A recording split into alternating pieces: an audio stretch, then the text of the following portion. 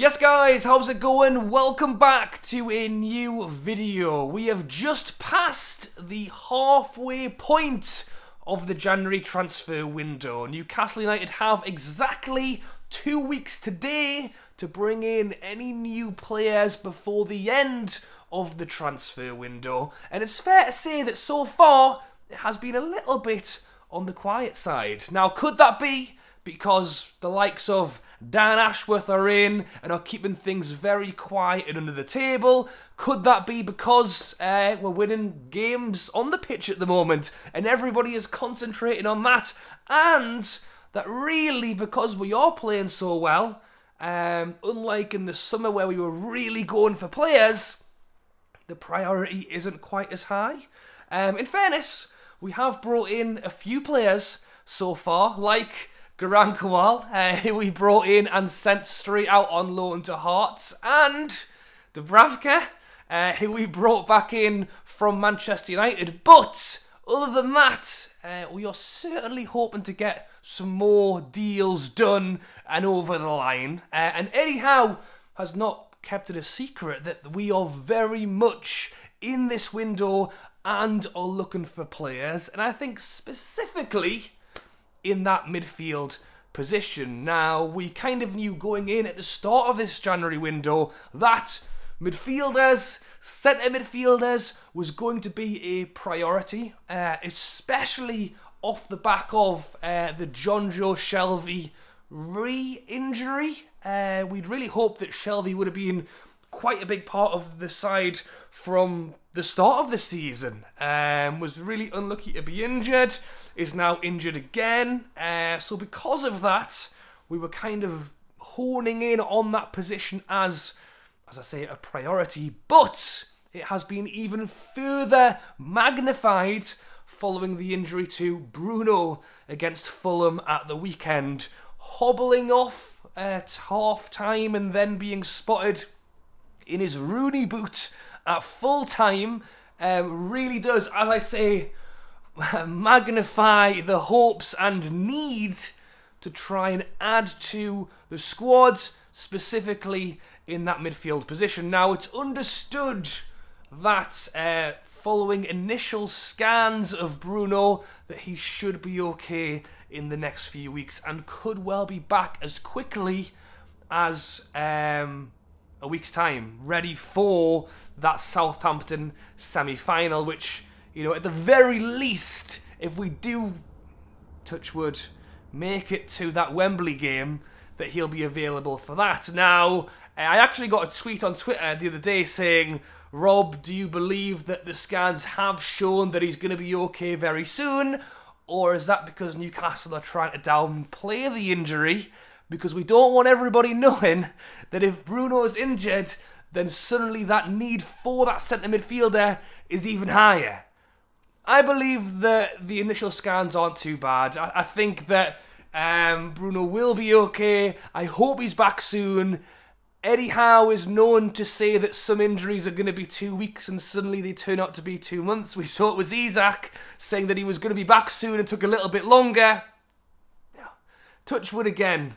Touch wood, that Bruno will be okay soon. But regardless, that position is one that we really need to add to. And generally speaking, and I think my question of this video to you guys is, what do you want to see before the end of this January window? Because at the start of the window, and I've said this a few times now, is what I want to see from Newcastle is either go out and get players who are here, players that are improved on what we already have, players who can come into the side and make a difference, come into the side and be better, or down here, players who maybe are younger, players who aren't quite the quality yet, but can grow, can develop.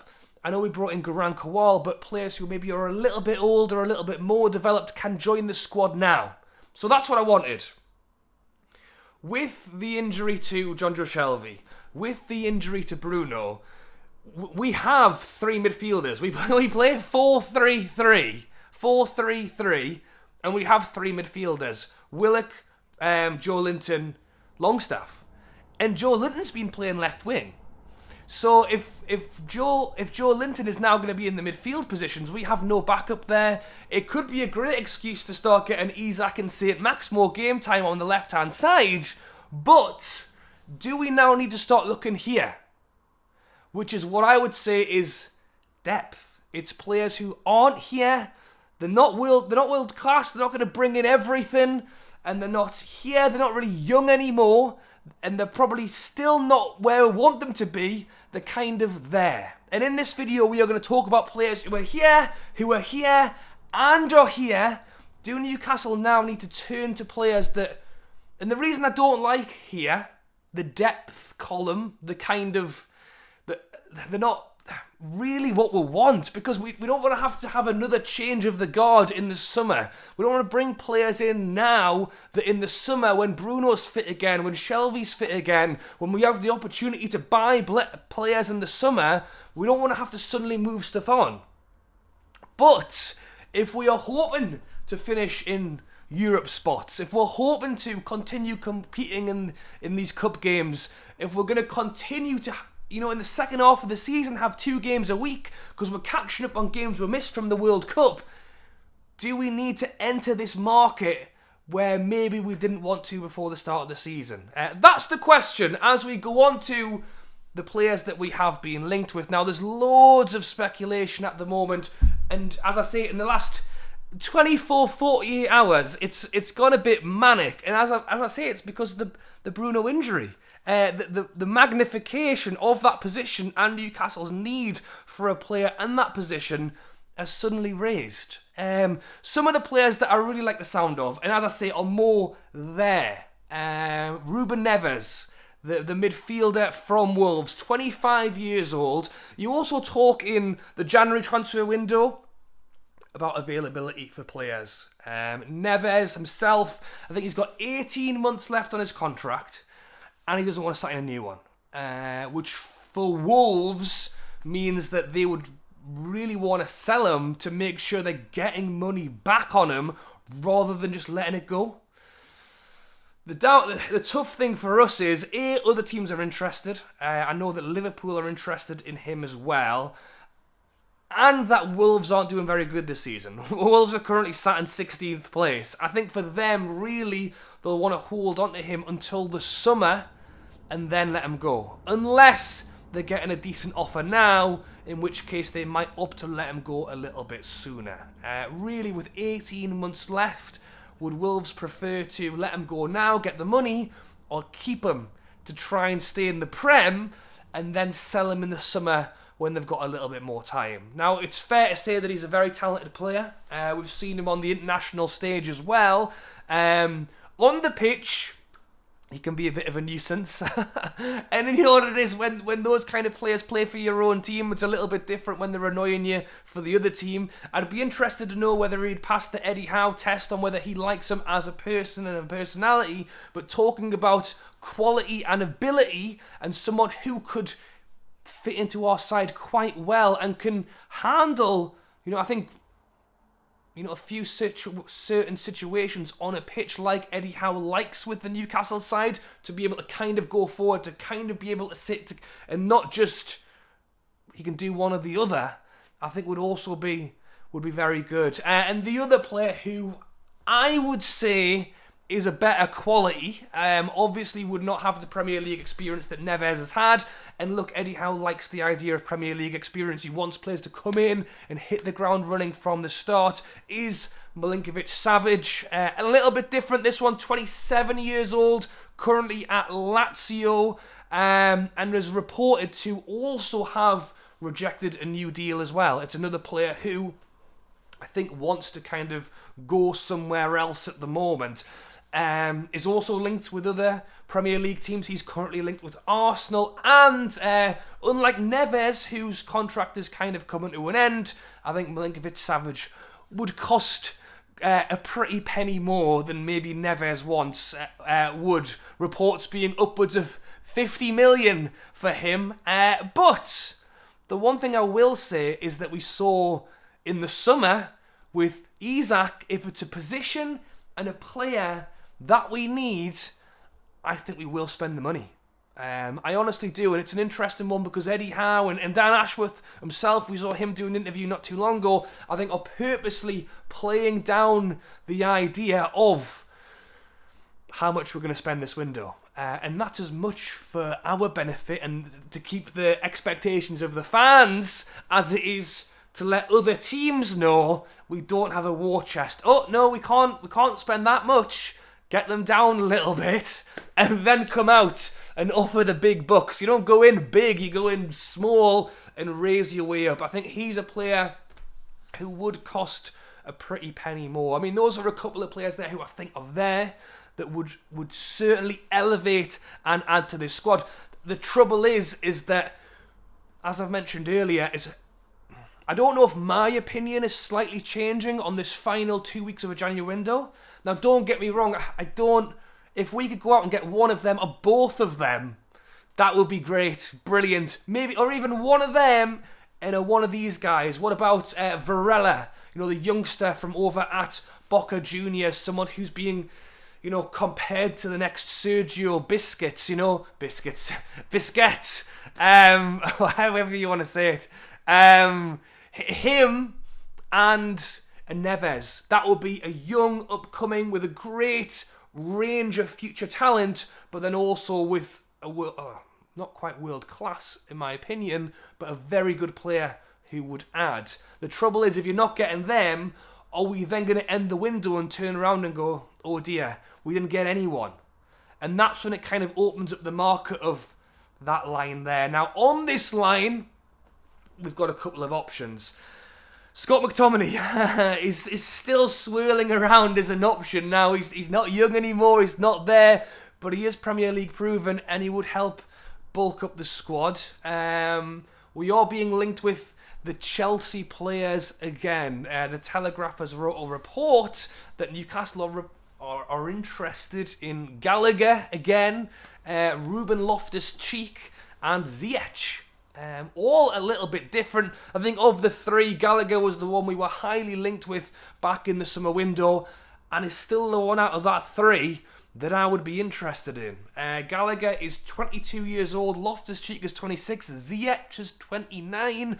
Of the three, Gallagher at that age is still kind of here. He has potential to grow. Now, it's fair to say that really the best season he had was actually the one he had on loan at Crystal Palace. And, Chelsea have kind of taken up the rule book or the whatever and ripped it into two pieces and thrown it out the window because he got his chance to stay at Chelsea for his chance to play there, and then they've gone out and bought every player under the sun. And that's the thing. If we're on this line of players, is Loftus-Cheek someone who's really going to come in and add, but he would certainly add to the squad?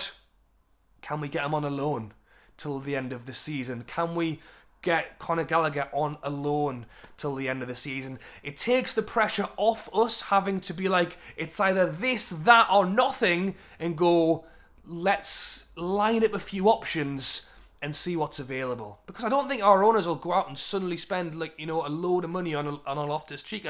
But at the same time, if we can get a reasonable deal, mate, even McTominay, if we've got him on a loan till the end of the season, why not take it? It bulks the squad. It's a player who is Premier League. He plays in the Premier League. I think that's the question today: is where are you with that? Do you? I don't want to buy for the sake of buying. As I've mentioned, I think we'll have another change of the guard in the summer regardless.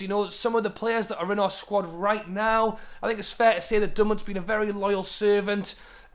Same with Richie. Lewis isn't getting the chance anymore. Manquillo really isn't getting the chance either. There's a lot of players in that squad who I actually wanted to maybe see bits and pieces of this season, who can come in, do a bit here, do a bit there, but generally speaking, we aren't seeing that.